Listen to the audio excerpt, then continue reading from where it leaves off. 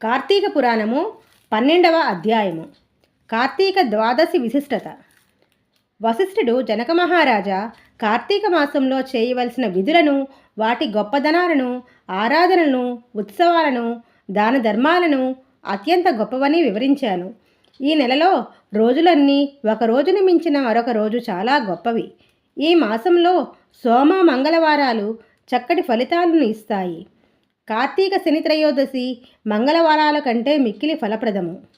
శని త్రయోదశి కంటే కార్తీక పౌర్ణమి అత్యంత ఫలదాయకము. కార్తీక పాడ్యమి గొప్పది.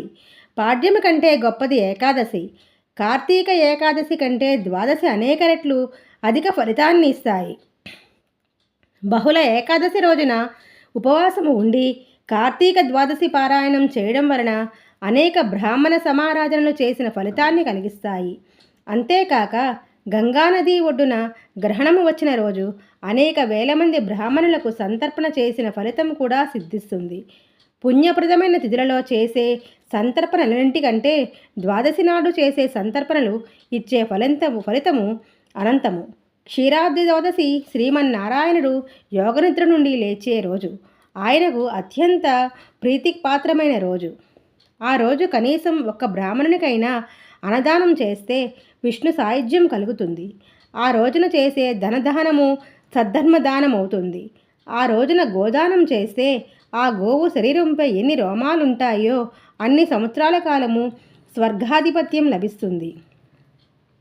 ఆ ద్వాదశి రోజున వస్త్రదానం చేసిన, దీపదానం చేసిన జన్మాంతరాలలోని పాపాలు నశిస్తాయి. దక్షిణ తాంబూలాలలో కలిపి యజ్ఞోపవేతాన్ని దానం చేస్తే ఇహపరలోకాలలో సుఖాలు లభిస్తాయి. తులసిని గాని శాలగ్రామాన్ని గాని దానం చేస్తే 4 సముద్రముల చేత చుట్టబడిన భూమినంతటినీ దానం చేసిన సత్ఫలితం లభిస్తుంది. రాజర్షి, దీనికి సంబంధించిన ఒక ఇతిహాసాన్ని వినిపిస్తాను. సావధాన మనస్సుతో విను. పావనమైన గోదావరి నది ఒడ్డున దయాదాక్షిణ్యాలు లేని యుక్తాయుక్తములు పాటించని కఠినాత్ముడైన ఒక వైశ్యుడు ఉండేవాడు. దురాచారుడైన ఆ వైశ్యుడు పొరుగురిలోని ఒక బ్రాహ్మణునకు ధనం అప్పుకి ఇచ్చాడు. చెప్పిన సమయానికి బ్రాహ్మణుడు డబ్బు చెల్లించలేకపోయాడు. ఈ వైశ్యుడు అతడి వద్దకు వెళ్ళి ధనము ఇమ్మని నిర్బంధ పెట్టాడు. ఆ బ్రాహ్మణుడు మరికొంతకాలం గడువు ఇవ్వమని అడిగాడు. అప్పు తీర్చమని వాడు కల్పాంతం వరకు నరకంలో పడి కొట్టుకుంటాడు కనుక జంతువుగా నేను పుట్టి నీ అప్పు తీరుస్తానన్నాడు. ఆ మాటలకు కోపగిచ్చుకున్న వైశ్యుడు, ఈ జన్మలో నా రుణం తీర్చువు గాని మరుసటి జన్మలో తీరుస్తానంటావేటి అని అతడిని ఏసడించుకుంటూ కోపంతో కత్తితో పొడిచి ఆ బ్రాహ్మణుడిని చంపాడు. కానీ జరిగిన దానికి తనకును రాజభటులు పట్టుకుంటారేమోనని భయపడి తన ఊరికి పారిపోయాడు. కాలం గడిచిపోతుంది. ఆయుర్దాయం తీరిపోయి మరణించాడు వైశ్యుడు. యమభటులు వచ్చి ఆ వైశ్యుని తీసుకుని వెళ్ళి నరకకూపంలో పడేసి చిత్రహింసల పెడుతున్నారు. కఠినాత్ముడైన వైశ్యుడికి ధర్మవీరుడనే దయామయుడైన కుమారుడు ఉన్నాడు. ధర్మవీరుడు తండ్రి వలే కాక దానధర్మాలు చేస్తూ వేద సాధనలను ఆచరిస్తూ మంచి పేరు తెచ్చుకున్నాడు. త్రిలోక సంచారం చేస్తున్న నారదుడు ఒక రాజు ధర్మవీరుని గ్రామానికి వచ్చి అతని ఇంటికి వచ్చాడు. ధర్మవీరుడు నారదునకు నమస్కరించి, మునిచంద్ర, మీ రాకతో నా జన్మ పావనమైనది. నేను చేసే సత్కార్యాన్ని స్వీకరించి నన్ను అనుగ్రహించండి అంటూ ప్రార్థించాడు. నారదుడు ఆ వైశ్యపుత్రునితో, ఓ ధర్మవీర, నువ్వు పేరుకు తగిన పేరు ప్రతిష్టలు సంపాదించావని పరమ దయానిధివని విన్నాను. నీకు ఒక హితవు చెప్పాలనిపించి వచ్చాను. నీ తండ్రి నరకంలో నీ తండ్రి నరకంలో యమయాతనలను అనుభవిస్తూ ఉన్నాడు. అతడికి ఉత్తమ గతులను కలిగించవలసిన పుత్రుడు నువ్వే కదా అన్నాడు. నారదుడు మాటలు వింటున్న ధర్మవీరుడు మనసులో సందేహం ఉదయించింది. అది గమనించిన నారదుడు, ధర్మవీర, అంతటి పాపాత్ముడికి నీ వలన మేలు ఎలా కలుగుతుందా అని సందేహించకు.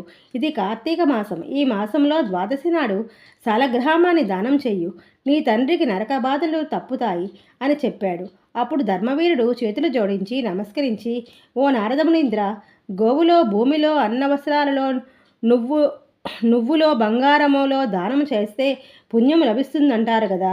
మరి శాలగ్రామశిలను దానం చేస్తే అంత మంచి ఫలితం లభిస్తుందంటారా? అదేమైనా ఆకలి తీరుస్తుందా, ఆర్తిని తీరుస్తుందా అని ప్రశ్నించాడు. నారదుడు ఎన్ని విధాలుగా చెప్పినా ధర్మవీరుడికి నారదుడు చెప్పిన విషయం నచ్చలేదు. ఇప్పటి వరకు నేను ఎన్నో దానాలు చేశాను. వాటిలో దేని వలన నా తండ్రి బాధలు తొలగిపోలేదు.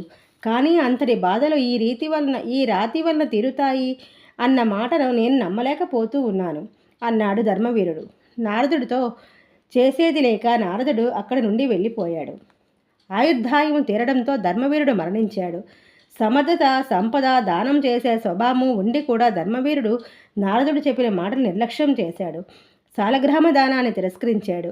ఆ కారణంగా ధర్మవీరుడు శరీరం వదిలిన తరువాత పులి, కోతి, పందులుగా అనేక జన్మలు ఎత్తి చివరకు ఒక సద్బ్రాహ్మణుని ఇంటి యందు స్త్రీగా జన్మించాడు. యౌవనవతి అయిన ఆ కుమార్తెకు తండ్రి వివాహం చేశాడు.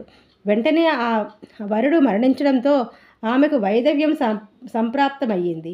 తండ్రి ఆమెను గుర్తించి, ఆలోచించి, ఊహించి, మనోనేత్రం దివ్య దృష్టితో చూసి సాలగ్రామాన్ని దానం చేయడానికి నిరాకరించినందువలన ఇప్పుడు ఈమెకు ఈ ఆపద సంభవించిందని తెలుసుకున్నాడు.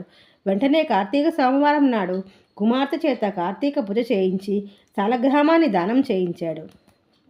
ఉత్తమమైన ఆ దానం వలన ఆమె పూర్వం చేసిన దోషం నశించింది. ఆమె భర్త మళ్ళీ బ్రతికాడు. ఆమె తండ్రి దానం వలన ఆమె పూర్వం చేసిన దోషం నశించింది. ఆమె భర్త మళ్ళీ బ్రతికాడు. ఆమె తండ్రి పూర్వజన్మలోని నరక బాధ నుండి విముక్తి పొందాడు. ఆ తరువాత ధర్మవీరుడు ఒక సద్బ్రాహ్మణుని ఇంట కుమారుడై పుట్టాడు. ప్రతి కార్తీక మాసంలోనూ నిష్ఠాగరిష్ఠుడై సాలగ్రామం దానం చేస్తే పుణ్య సంపన్నుడై చివరికి ముక్తిని పొందాడు అని చెప్పాడు. యోగ్యత, అర్హత, అవకాశము ఉన్నప్పుడు, వచ్చినప్పుడు వాటిని సద్వినియోగం చేసుకోవాలి. పెద్దల హితువును ఎన్నడూ తిరస్కరించకూడదు. వక్త శ్రోత చ దుర్లభ అంటుంది ఉపనిషత్తు. మంచి మాట చెప్పేవాడు దొరకడం కష్టము. ఒకవేళ చెప్పేవాడు దొరికినా వినేవాడు దొరకడం అంతకంటా కష్టం అన్న విషయాన్ని సూచిస్తుంది ధర్మవీరుడి కథ. 12వ రోజు పారాయణం సమాప్తం.